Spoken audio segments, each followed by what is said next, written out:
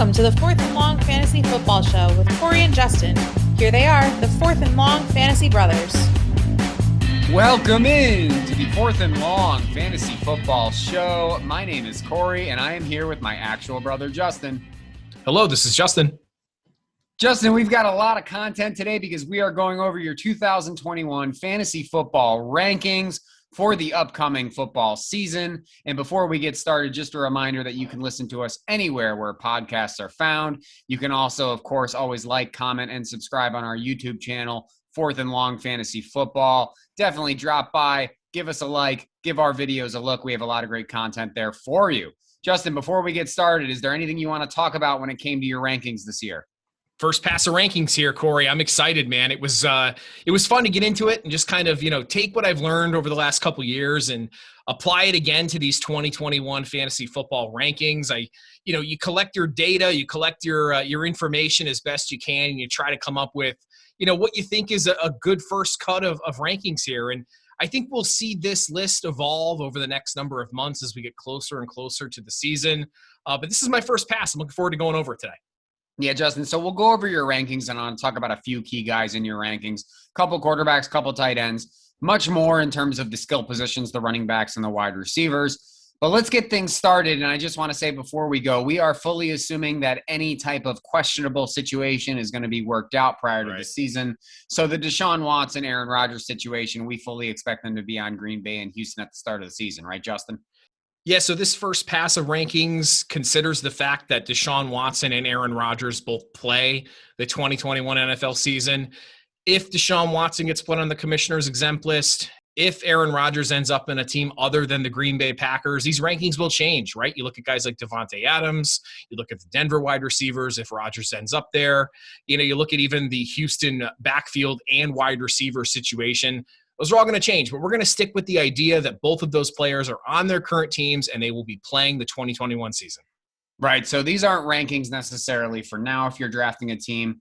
These are rankings for that August timeframe, assuming that not much changes. Obviously, stuff will. But again, we're just going to sort of talk about the situation when normally drafts take place, which is right before the fantasy football season. Yep. So, Justin, let's get things going and let's start off with quarterback. Really, I want to start off by saying how I think ranking quarterbacks this year really starts off at number 2 because Patrick Mahomes is that consensus number 1 where he always should have belonged, by the way, prior to last season. But interestingly enough, you start off pretty interesting with Kyler Murray at 2 right behind Patrick Mahomes. I've seen Josh Allen there with some folks. I've seen Deshaun Watson there for some folks who believe he's going to play. I've seen Dak there. I've seen Lamar Jackson there. I don't see Kyler there often. He's usually top 5. Why do you have him at 2? I'm just looking back at how Kyler performed last year before he had his shoulder injury, week 11. He was the number 1 overall fantasy quarterback last year in a lot of formats. And I think the mix of his ability to throw the ball down the field, his ability to rush the ball, scoring touchdowns both with his arm and with his legs makes him an incredibly valuable quarterback. You look at his weapons as well. He's got a really, really, really solid group of skill players here that are surrounding him. He's got Nuke Hopkins, obviously. He's got the addition of AJ Green now, the continued growth of guys like Christian Kirk and Andy Isabella. They also added one of my favorite sleeper wide receivers from a rookie perspective in Rondale Moore. And then you look at the backfield as well with Chase Edmonds and James Conner coming into the fold here for the Cardinals. And I think Kyler Murray has some of the highest upside. I think we could look back at the end of this year and say that Kyler Murray is the number 1 overall fantasy quarterback. All right, Justin, that's great. Let's move forward. Number 3, you have Dak. Number 4, you have Aaron Rodgers. Number 5 is Josh Allen. Number 6, Justin Herbert. I think you're after my heart there because I agree. After that, you have Tom Brady and Deshaun Watson, then Russell Wilson and Lamar Jackson to round out your top 10. And then I want to talk about your number 11 quarterback, a quarterback who is sneaking in as a low-end QB1, and that's Matthew Stafford. Justin, Stafford with the Rams, with Sean McVay. This seems like a match made in heaven. Is this going to be a situation where we look back and we go, duh, of course Stafford is going to be a top 5 quarterback because it just seems like too perfect of a situation? Yeah, Matt Stafford seems to always make it into my top 12 year in and year out. It's funny. He's one of my favorite late-round quarterback targets, and I could very easily see him squeaking into the top 10 this year, maybe even top 5 if things break right. You look at the skill position players around him, the backfield with Cam Akers and Darrell Henderson. You look at his wide receiver room with Cooper Kupp, Robert Woods, Van Jefferson, and then his tight end Tyler Higbee. it's a really well-rounded group of skill position players, Corey, with that mastermind offensive head coach there and Sean McVay. I think the stars are going to align here for Matt Stafford, and he could very well put up a top 10 without a doubt, and maybe even a top 5 fantasy season. Yeah, I agree, Justin. And now just to finish off the quarterbacks, the top 20 finishes up with Joe Burrow, Matt Ryan, Jalen Hurts, Trevor Lawrence, Ryan Fitzpatrick, Justin Fields, Baker Mayfield, Carson Wentz, and Ben Roethlisberger. Now let's shift over to the very highly coveted running back position, where you have a top 7 that a lot of people will probably find similar names in. Your number 1 is Christian McCaffrey, followed by Dalvin Cook, Saquon Barkley, Ezekiel Elliott, Alvin Kamara, Nick Chubb, and then Derrick Henry. Justin, these are top 7 guys that a lot of people have in their top 7, with some names possibly shuffled around.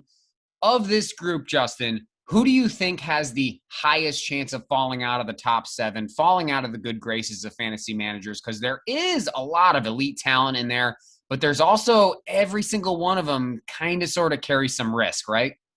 Yeah, I'm going to give you 2 answers here. I think if we're considering the possibility of injury, it's got to be Saquon Barkley, right? I mean, he's burned owners in back-to-back seasons. I've got him at number 3 this year.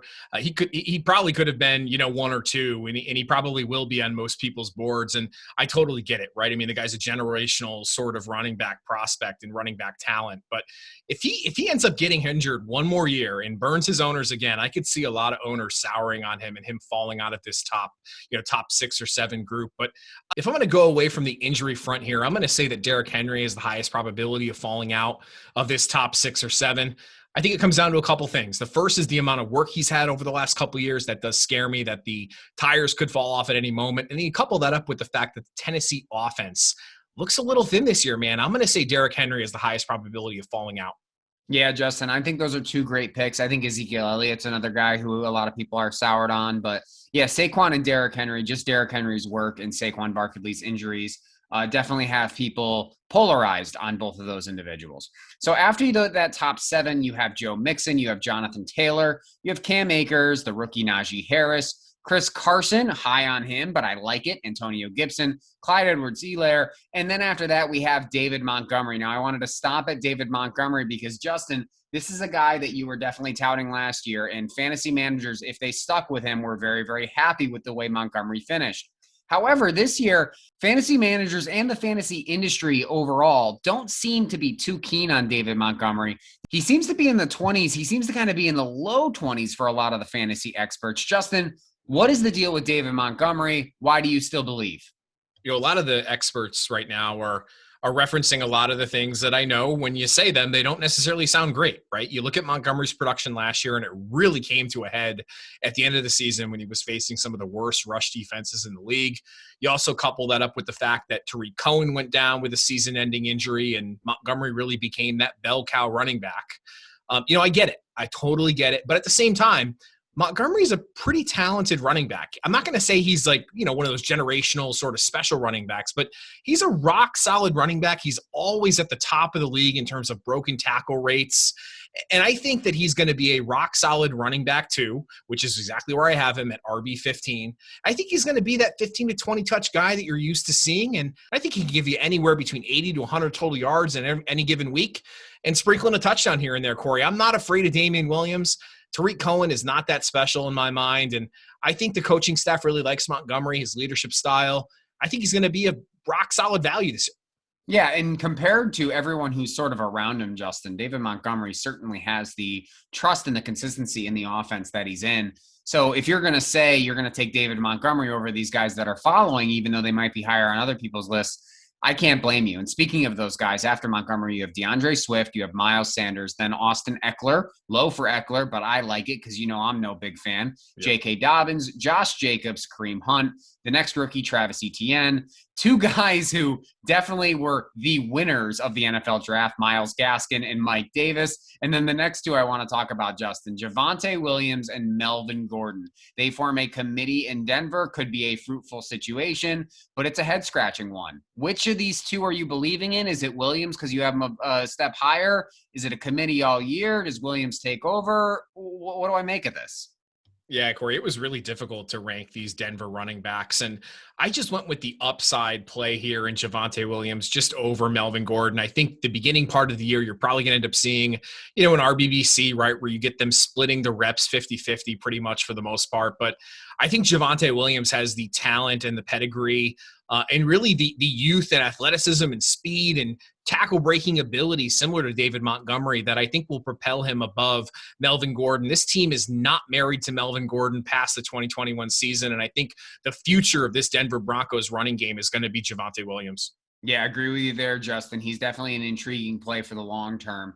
After those two guys, you have another committee, two guys who also won on draft night, and that was Chase Edmonds and James Conner. But I don't want to talk about that messy situation right now. I want to talk about five guys who follow them up, and these will be the last five running backs we talk about. It's Ronald Jones, my darling, James Robinson, David Johnson, Raheem Mostert, and Damien Harris. Now, Justin, these five guys stuck out to me because each of these five could easily, in my mind, finish the season as an RB1. I could see it with all of them in terms of the talent. All they need is the opportunity and the ability to play all 17 games this year. If that's what you're going to do this year for a fantasy season, 17 games. So, Justin, with that being the case, which of these five do you think has the clearest path to an RB1 season, and what's got to happen for that to come to fruition? Man, Corey, I really, really, really want to say Ronald Jones here, but that running back room has just gotten so crowded this offseason. And, it's a mess. I don't know if I could totally trust Arians. I mean, I want to say Rojo because I like the talent, man. And I think that if he can be consistent on the field, I think he's got 250 touch upside with double-digit touchdown potential in that Tom Brady run offense. But I think I'm going to go with Damien Harris from the New England Patriots. Yep. He really showed last year he could run the ball well. I think he fits really well with what Bill Belichick's going to want to do this year with the New England Patriots. And I think that Harris has a very, very clear path to 225 touches this year. Now, he's not going to give you a ton of work in the passing game, but I think Harris, who runs efficiently and runs hard, can get you 1,000 yards on the ground and could potentially get you double-digit touchdowns this year. Justin, what if Sony Michel is a part of a trade that sends Julio Jones to New England? How far up does Damien Harris go in your rankings? Corey, I love the hypothetical there. I mean, if let's say that Damien Harris is the clear lead back in New England, I could see myself moving him up into that back end RB2 range, kind of right around where Myles Gaskin and Mike Davis are. And I don't think that I would necessarily be all that low on him. I think we could see a lot of experts moving him into that mid RB2 range. Yeah, Justin, I definitely, that's why I wanted to get your opinion on it, because it's an interesting hypothetical for sure. But let's not play in hypotheticals. Let's move to wide receivers. Now, you have a pretty consistent top end to your wide receivers. We'll go through them just for the sake of it. It's Devontae Adams, then Tyreek Hill, Stephon Diggs, DeAndre Hopkins, A.J. Brown, DK Metcalf, Mike Evans, Calvin Ridley, Justin Jefferson, Allen Robinson, Keenan Allen, and then Terry McLaurin. And then right after Terry McLaurin, you are shooting your shot, Justin. You have CeeDee Lamb as a low-end wide receiver 1, high-end wide receiver 2. What is the love for CeeDee Lamb all about? This sophomore season, you're thinking he's going to become a star. Yeah, I'm a big fan of CeeDee Lamb here in the 2021 season. I think he's the next big wide receiver. I know that Justin Jefferson was the crown jewel of the 2020 wide receiver class, but I think we could be talking about CeeDee Lamb as the better overall longer-term wide receiver at the end of their careers. I love the pairing with Dak Prescott. I love the offense that he's in. I think the long-term stability associated with CeeDee Lamb makes him one of my favorite dynasty wide receivers. I mean, before Dak Prescott went down last year, CeeDee Lamb was a top 10 wide receiver. Slot wide receiver targets are incredibly valuable for fantasy football. I think we're going to see a 1,200 yard and potentially double-digit touchdown season out of CeeDee. All right, Justin. Well, right after CeeDee, you have another superstar wide receiver who seems to be coming at a discount this year. Are we all making a mistake, Justin, because you have Michael Thomas after CeeDee Lamb? If you said that to me last year, I would have called you crazy. Are we all a little too crazy here, or is the Michael Thomas love story done? Yeah, I think it's probably a combination of a couple things, right? I think I love the wide receivers that I have marked ahead of him right now, right? I have him at wide receiver 14, but I like guys like Mike Evans and DK Metcalf and Justin Jefferson and Allen Robinson and Keenan Allen, et cetera. I like all of them above Michael Thomas. I think they have a higher ceiling. Now, I think Michael Thomas will offer that safe, stable floor. His lack of touchdowns last year was a bit concerning. I think he'll probably end up going back to being what he's been most of his career, which is a 1,000-yard receiver and 8 to 10 touchdowns, which is more than fine for where I have him ranked right now, Corey. I'm just not super high on him. I think he had that one really, really special year where he broke a bunch of records. I don't necessarily know we're ever going to see that Michael Thomas ever again.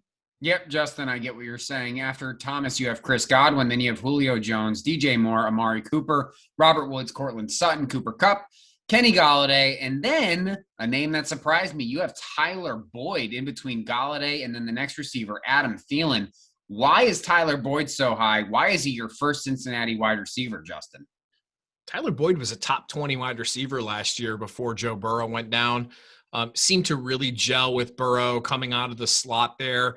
I think you're going to see the rookie lean on his slot targets this year, especially with the fact that you don't really know how great that offensive line is going to be. Yes, they've made some additions here and there through free agency and also through the draft, but I think you're going to see Joe Burrow start to lean even more on his reliable target in Tyler Boyd. Now, yes, I do think that T. Higgins and Jamar Chase will have very productive seasons. I think a lot of these Cincinnati receivers will be pretty productive, to be honest with you. I'm just going to go with the safe, stable guy here. I like the upside, and I like the floor as well of Tyler Boyd. Since he could be a fun offense to own, Justin. So I mentioned that you have Adam Thielen after Boyd.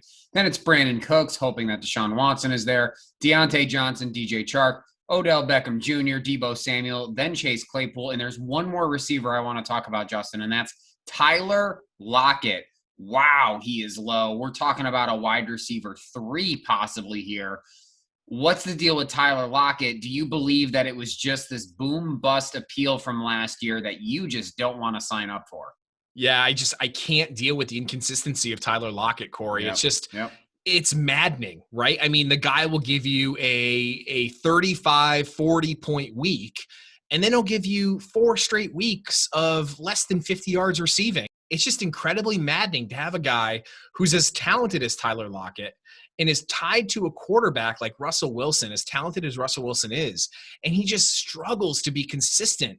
Now, sure, Tyler Lockett could very well end the season as a top 15 wide receiver, but I'm not going to deal with those 6 or 7 games where he ends up losing me my week. Right, Justin, and you're so right, because it's going to be that. It's going to be 6 or 7 games where you're going to get nowhere near wide receiver, even 2 production out of him, and it's going to frustrate you. And you're going to have to start him because there's the possibility of him getting that 30-point game, right? And that's going to be incredibly sad when he doesn't get that for you. Yeah, you definitely don't want to be starting guys who are only going to win you 5 or 6 weeks throughout the season. You want guys that are going to win you 12 or 13 weeks throughout the season. And in that range, there's a lot more in terms of high upside weekly production that you can get, right, Justin? Oh, totally. I mean, Marquise Brown is another wide receiver who I have a little bit further down, but, he's very similar where he could very easily win you a week, but he could also lose you a week. And I'm just not going to deal with that inconsistency from Tyler Lockett this year. Right. Yep. I'm with you, Justin. So I love moving over to tight ends, your top 4, Travis Kelce, George Kittle, Darren Waller, and then TJ Hawkinson. And then at number 5, you have Mark Andrews. Justin, I was told that I was crazy last year for saying that this guy was not going to be anything more than a streamable tight end at the end of the season. And he wasn't that bad, but he also wasn't that good. He's not considered an elite tight end anymore. He's mostly just considered a good one. I got to say, though, I was down on him last year. I do think he deserves to be a top 5, top 6 tight end this year. What are your thoughts on Mark Andrews? I know you've owned him in the past, and he's done a lot of good things for you. But last year was a real disappointment, right? Yeah, the tight end landscape is incredibly tough to project. Once you get past those top 3 tight ends and Kelce, Kittle, Waller, and whatever order you want to put them in, it gets really difficult to kind of project who the next guys are. And, one of my things that I look at when I'm looking at tight end rankings is the quarterbacks that are aligned to them. And I think Lamar Jackson's a good quarterback, right? I don't think he's great by any means throwing the ball, but he's a good quarterback. And Mark Andrews has shown that he can be a top 5 tight end in the past. And after those top 3 or 4 guys, it's kind of a crapshoot here. I'm going to go with guys that have done it before. Now, if in fact Julio Jones does get traded to, whether it's to the Patriots or, Titans or Chargers, whoever it might be, I could see myself moving Kyle Pitts above Mark Andrews and moving Andrews to like 6 or 7 here. Yeah, Justin, I like that. And let's finish up with your final top 10 tight ends. After Mark Andrews, it's Kyle Pitts, the rookie. It's Dallas Goedert. It's Jared Cook. It's Tyler Higbee, and then Jonnu Smith. Justin, I want to talk about, there's a lot of intriguing guys in this range, but I want to talk specifically about Tyler Higbee. This was everybody's darling last year, and it turned out he was not that great of a bet, and we both called that from a mile away. But there's some interesting appeal now with Matt Stafford in LA, right? Yeah, I think the change in quarterback to Stafford certainly elevates, I think, this entire Rams offense. I mean, if McVay can make Jared Goff look like a potential MVP candidate a couple of years ago, I think what he can do with Stafford is just really the sky's the limit sort of thing. And, Stafford has leaned on tight ends in the past. I think Higbee's a pretty talented tight end who, now, I'm not saying he's going to be an 800 to 1,000 yard tight end, but I could very easily see him getting that 700 to 750 yards and anywhere from 6 to 8 touchdowns, which puts him square in the top 10 of the tight end position here. Yep, Justin, I like it. So there we go. That is Justin's 2021 fantasy football rankings. I will include the ranks down in the notes as well as in the comments of the YouTube video. Justin, that will do it for our ranking episode. We're going to be coming back again with some more ranking talk, specifically talking about my rankings. But once again, before we go, just a reminder to like and comment and subscribe on our YouTube page. Find us wherever you can listen to podcasts. And follow, like, comment, subscribe, download, anything you can do to show some support. I'm Corey. And I'm Justin. And this has been the Fourth and Long Fantasy Football Show. We'll see you again soon.